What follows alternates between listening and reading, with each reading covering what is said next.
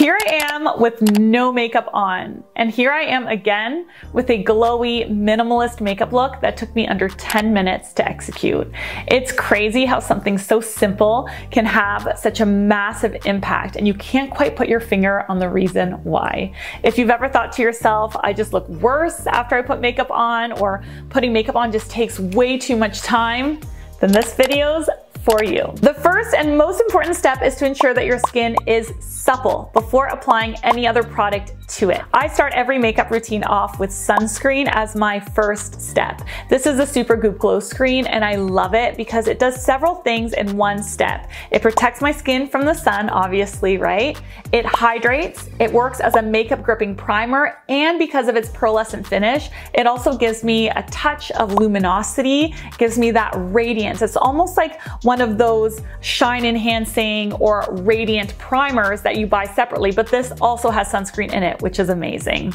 Because I personally have oilier skin, this is all I need for skin prep, so it allows me to move very fast and efficiently in my routine. Now, under my eyes, I use the AGE Eye Complex by the company SkinCeuticals. This eye cream is specifically made to reduce the appearance of dark circles, crow's feet, wrinkles, and puffiness. My under eye skin is the #1 thing that I struggle with, so the addition of this kind of moisturizer or hydrator really has been a godsend for me. I've noticed a huge improvement since I started using it several months ago. To weightlessly and very naturally even out the skin, I'm gonna go in with the Laura Geller Balance and Brighten Powder Foundation in the color medium. I apply this with the same brand's Kabuki brush. Now, I know many of you who are regular viewers of the channel will be absolutely shocked that I am using a powder foundation today, because I talk about how much I hate them all the time, right? All the time. But I just got this last week and I have been pleasantly surprised by its texture. This was the product that actually inspired this entire video. After I tried out this product, I was like, oh, I need like a 5-minute makeup routine on the channel right away. So this foundation is extremely natural on the skin, and it's not at all chalky or drying. You can build up the coverage depending on how you use the brush. If you open it all the way, then the coverage is pretty sheer. But if you close and make the brush bristles more dense, then it gives fuller coverage to the skin. If you can't be bothered to spend a lot of time blending foundation, then this is such a great option because it is natural and super, super quick to apply. It's also specifically made for mature skin with fine lines and wrinkles, so it doesn't age the skin like most powder foundations do. I even like to use it on my eyelids with a denser brush to quickly even out any of the discoloration on my lids. Now that the moisturizer has had an opportunity to absorb into the skin, I need to color correct under my eyes. Even when I am in a hurry, I hardly ever leave the house without tackling the darkness under my eyes. Brightening the under eye area has a huge impact on how refreshed you look. Since I have a lot of blue under the eyes, if I go in with a concealer directly, my under eye skin is actually going to turn like a grayish ashy color. So I have to start with some type of peachy color corrector first. Vasanti just came out with an amazing color corrector for warm to medium skin tones. This product is called Liquid VO2. What you want to do is you want to apply it under the eyes in a triangle. You want to wait about 1 minute and then you can blend it out. While you're waiting for it to dry a little, you can also use the color corrector on areas that have discoloration or darkness, like around the nose. That's a common area, or even in the nasolabial folds if you tend to have a little bit of darkness there. If you happen to have fair skin but still struggle with under eye discoloration, MAC also has a color corrector that I love called MAC Prep and Prime. I often use the color Bright Forecast on my fair skin clients. It's still peach toned, a little bit lighter than this though, and it works very, very well. You've probably seen me use it a bunch of times if you watch a lot of my videos.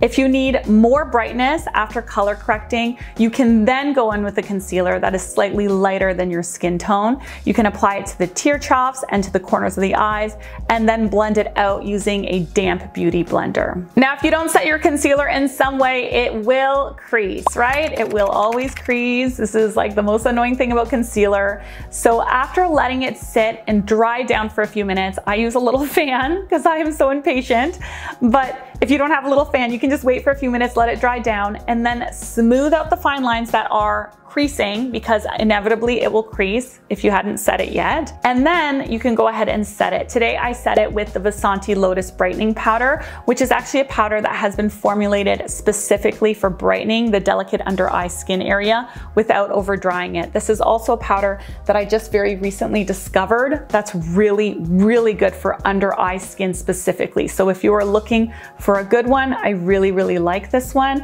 I'm also going to leave some more in the description box that I like as well, with varying price points for the under eyes specifically. For the brows, I'm filling them in using the Anastasia Beverly Hills Brow Powder in medium brown. I just got my permanent brows lasered off recently, and my brows are just a complete disaster now, right? They're so bad. They are super thin and patchy. There's some yellow pigment left under them that I'm hoping to get rid of after another laser session. I don't know if I'll be able to, but I'm hoping. They're a mess, okay? They're just a mess. So I really need to spend some time shading and filling them in every day. If your brows are nicer than mine, and they probably are, then you can skip this step and you can just run some clear mascara through them to organize and keep the hairs in place all day long. If you have really resistant brow hairs, instead of using a brow gel or a clear mascara, you can actually just take a disposable mascara wand, or one of like the mascara wands from the dual-ended brushes, like what I'm using here, and then you can spray it with a Stronghold hairspray and run that through your brows. This Got to Be Glued Freeze Spray is actually amazing for this. It's like a makeup artist hack that a lot of makeup artists use. This hairspray is less than $10. It's gonna last you forever. It's super, super strong hold, and it works exceptionally well on the brows. For a touch of rosiness and a healthy glow to the skin, I'm gonna apply the Laura Geller Cheek Tint in the color Practical Pink. I always feel slightly uncomfortable applying cream or liquid blush directly on my face, even though that is how it's intended to be applied. I just find that when I do it that way, I lose a lot of control over the product. So I always apply it to the back of my hand first, and then I use a blush brush to stipple and blend it onto my cheekbones. For my eyes, all I'm gonna do is dip into a light, shimmery shadow with my finger, and then spot highlight by patting it onto the lid. This will brighten and open my eyes up with next to no effort. Now I just curl my lashes by pressing my lash curler into the base of my lashes and working my way up to the ends. I apply lash primer to add density, and then of course my favorite mascara. If you have thin lashes, choose a volume building mascara. If you have short lashes, choose a lengthening mascara. And if you have straight lashes, choose a mascara for curl and hold. I have thin and straight lashes, so I'm using Maybelline Volume Express the Falsies, which is really great for adding volume and holding a curl. Another mascara that's great for both of these things is the Lancome Lash Idole. I often go back and forth between both of them, but mascara really is a personal thing. It's not a one-size-fits-all thing. Think about your lashes, think about what you struggle with your lashes, and then look for a formulation that tackles that struggle, right? If your lashes are thin, get volume. If your lashes are straight, get curl. If your lashes are thin and straight, get something for curl and volume, right? You can really customize depending on your individual lash needs, and you'll find that it really makes a big difference when you find the right mascara for your type of lashes. Finally, for lips, I'm gonna show you something different. If you are a really natural makeup girl, you're probably not that into lipstick, so a lip balm really is the perfect option to keep your lips moist and supple. Winky Lux has this really interesting lip product called the Watermelon Jelly pH Lip Balm. It has a super natural texture. It's not sticky like a lip gloss. It doesn't even feel creamy like a lipstick. It really has a kind of its own unique texture, and it changes tones according to your pH level. So it turns pinkish on everyone, but the tone of pink will vary depending on the person who wears it. It smells amazing. It's very easy to slap on. It's perfect for someone who isn't into lipstick but wants like a small flush of color brought to their lips with a little bit of hydration. And here is the finished look. It is so youthful, it's quick to apply and fresh. This is a look that you can not make a mistake on. You don't need to practice any parts of it in order to get it right. It just really is an elevated, more awake, more polished version of you that takes 5 to 10 minutes to do. I really do love it, but I would love to know what you think in the comments section below. If you enjoyed this video, then please consider subscribing to the channel. The more the channel grows, the easier it is for me to continue making more and more helpful content for you. This video's over.